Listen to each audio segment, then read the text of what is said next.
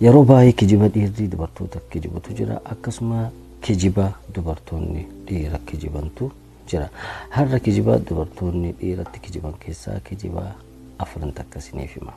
Tole kijibni inni jalqabaa jaalallee isiitiin yookaan nama jaalattu saniin dhiira biraa wajjin yookaan haasoftu ta'e yoo jaalalleen isii sun ka qabu ta'e inni bar hiriyaa kiyyaa jettiin.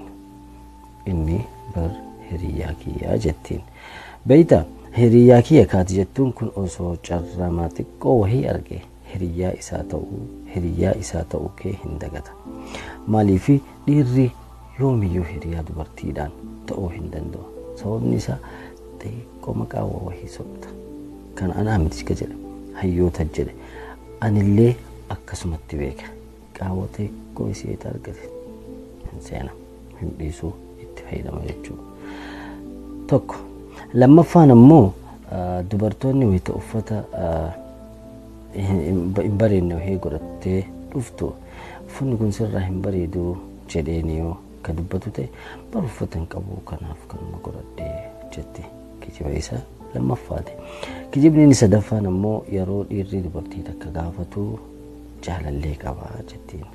Ka jaalallee hin qabne aslan jaalallee wayitu miti kara jaalallee bahee hin baatee hin beektu. Jaalallee qabaa jettiin maaliif harkistee fiduudhaaf jechuudha. Inni afraffaan ammoo takkaa waan kana dhiira biraa wajjin godhee hin beeku. Takkaa dhiira biraa wajjin akkana ta'ee hin beeku yaadaan fagoo hin deemin. Takkaa dhiira biraa wajjin akkana ta'ee hin beeku. Yaani fakkeenyaaf shaayii bunnaa waliin ba'an akka biyya keenyaatitti shaayii buna jedhanii booda osoma shaayii dhugaa jirtu isa wajjin birtakkaa saalfata jechuu lafa laalaa burcuqoo harkaan akkana godhaa maanka akkana goggoraa takka ambar dhiira wajjin buna akkana bahee dhugee hin beeku jetti. Kijiba kun kijiba dubartoonni kijiban keessaa kanneen afran hedduutu jira. Kun afran waannaadha. Kijibda naan jedha yoo kijibe.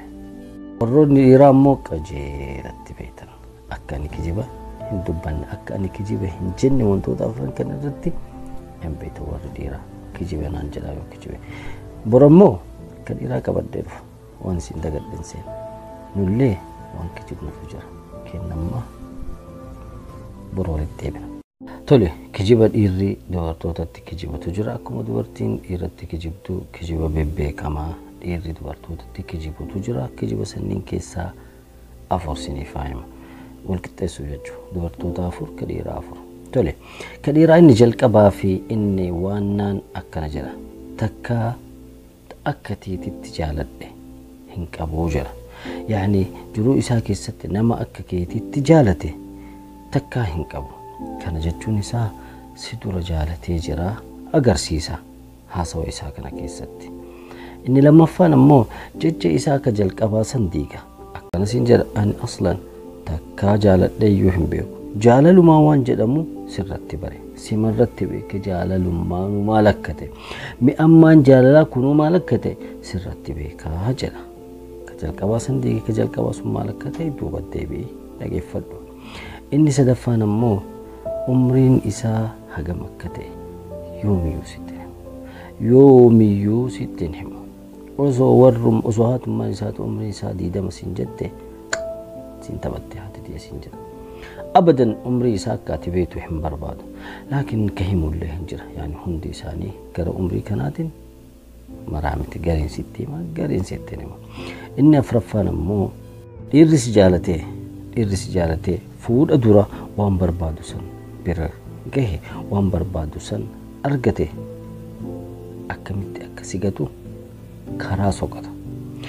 Yaani fuullee wahii soqa qaawwa wahii soqa sigatuudhaaf sababa wahii soqa si walloluu barbaada. Maaliif waan barbaadu san waan argateef takka. Inni lammaffaan ammoo waan barbaadu san waan argateef qofaa miti inni adaba qabdu fuudhu barbaada inni adaba qabu waan ta'eef jechuudha. Ajaa'iba. Siigalee inni adaba qabu waan ta'eef adaba qabdu fuudha jedhee waan sammuu isaa keessaa qabuuf waan barbaadu san waan argateef qaawwa soqa sigatuudhaaf. Laakiin yoo kasi fuudhu ta'e yoo kasi fuudhu ta'e erga waan gootan san gootan booda yoo kasi fuudhu ta'e ati yoomiyyuu ija isaa hin guuttu akka inni barbaadu san ta'uu fi hin dandeettu osoo waan feete goote sababni isaa jalqaba waan goote san waan inni barbaadu san waan argateef jalqaba fuudha dura waan san waan gooteef inni ija isaa duratti yookaan sammuu isaa keessatti jedhee waan hedduu yaada. Ani waan inni yaadu kan hundaa si himuu hin danda'u. Sababni isaa yeroo dheeraa narraa fudhata waan ta'eef waan hedduu waan yaadu qaba. Yimkin si gatuu danda'a fuudha booda. Kanaafuu of eegi fuudha. Tole furmaanni kijiba dhiiraatii fi kijiba dhalaatiif furmaanni isaa tokko qofa. Tokko kana malee furmaanni biraa hin jira jedhee hin yaadu.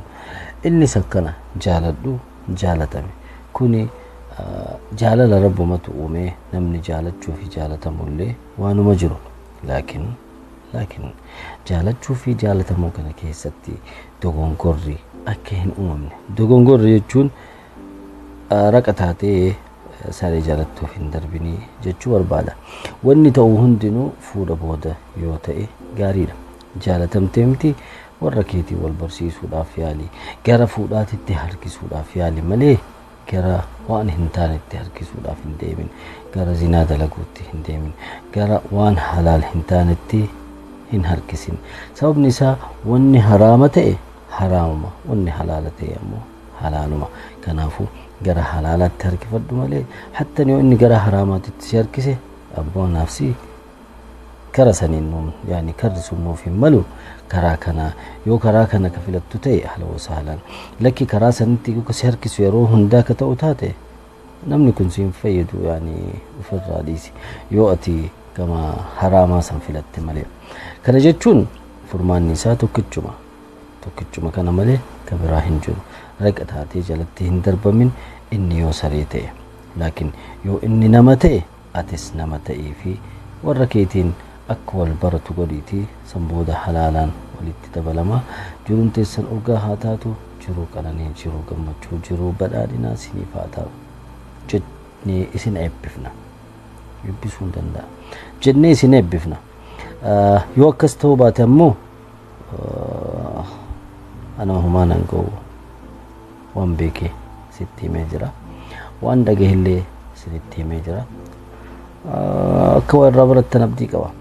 Video biraatiin akka walitti osoo video biraatiin walitti hin deebine yoo haaraa taate subscribe gochuu hin dagatin. Akkasuma like gochuu hin dagatin. Akkasuma sharing gochuu hin dagatin. Akkasuma cuunfaan dubbii nagaan tura.